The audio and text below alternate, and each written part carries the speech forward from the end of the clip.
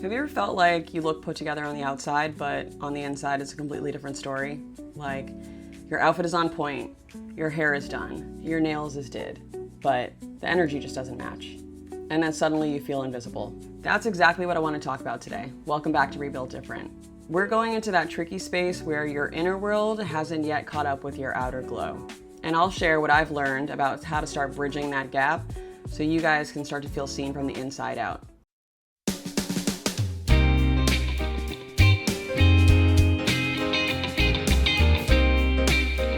I've always walked really fast. Like, sometimes I joke that there should be lanes on the sidewalk for people who have their shit together and then for everybody else.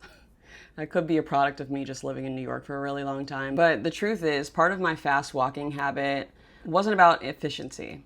It was anxiety. Walking quickly was my way of rushing to safety. Like groups of people, anxiety spike. And it's not just about walking fast. It's about how your inner energy shows up on the outside. You can dress well, you can have your nails done, you can have your hair snatched, and people will compliment you and then tell you that they're shocked when you start naming your insecurities. But if your energy doesn't match, it doesn't matter. And to be honest, that was the time that I probably felt the most invisible. I also thought that I hated taking pictures, but thinking back, it wasn't the pictures that I hated. It was the insecurity and the anxiety that I felt on the inside, that I didn't know how to pose. So I would sabotage, or I would make a funny face, or I would just avoid photos altogether. And then there was dressing to hide. I used to wear black, neutral colors, skip getting my hair done. It was a trauma response. Another way to blend in without actually being seen. But then I would complain about not being seen. Such a vicious cycle. Think about icons like Beyonce, Ciara, Cardi B, Megan Thee Stallion.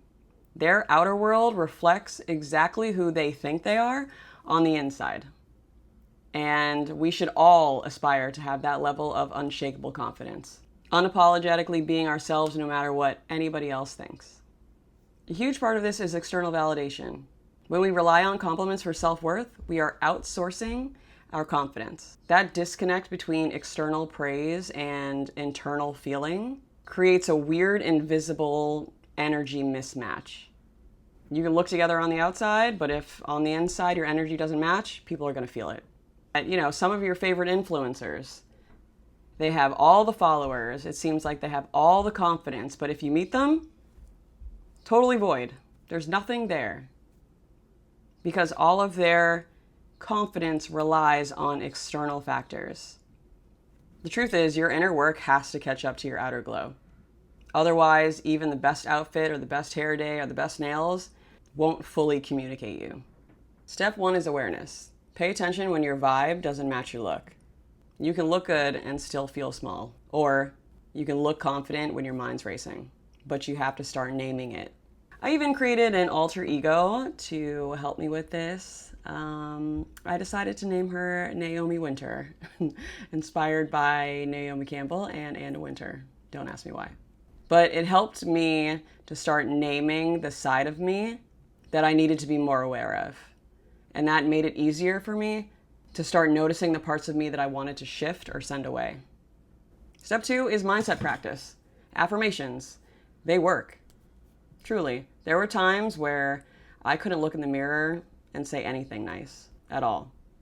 Now it's all day. I am enough. I am worthy. My energy is magnetic. Your words train your mind and then slowly bridge the gap between your inner and your outer. Step 3 is physical alignment. Your posture, your gestures, your voice, the way you walk, these all send signals. If your walk is faster than your nervous system can handle, it's just going to scream insecurity. Here's a few things that work for me. Slow down, number 1. Anchor your steps. Breathe and feel grounded. Walk down the street keep your chin parallel to the ground and then eyes just above eye level. And then while you're training your body, train your mind. What really worked for me, I started walking down the street, and instead of judging people in my head, I would look at them and then try to find something nice to say. Start thinking nice things about the people that you see. Stop dissecting outfits, stop saying mean things. Positive thoughts radiate outwards. and your outer energy reflects it. And then here's the science part that blew me away. Did you guys know that your heart gives off an electromagnetic current up to 60 feet away? I didn't know that. That's something that I just found out. So think about that. People don't just see you, they actually feel you. Which means when your heart is out of alignment, when you're feeling anxious or self-critical, that energy radiates just as strongly as confidence or joy would. So physical alignment isn't just how you stand, it's not just how you walk, it's about syncing your body with your heart and letting your inner state broadcast the energy that you actually want to give off. I'll be honest with you guys, it's been a journey. There were times that I felt like I did everything right on the outside. That's when I felt the most alone, even in a crowd. But see, here's the thing. Every conscious step to align your inner world changes how people see you and how people feel you. And the best part about that, you start feeling seen by yourself first. That's where the real glow up starts.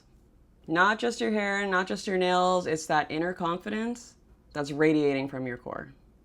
So here's what I want you guys to try this week. Pick one area of your life where your inner is not matching your outer. And take one conscious action, even if it's small, even if it's the smallest thing, to bridge that gap.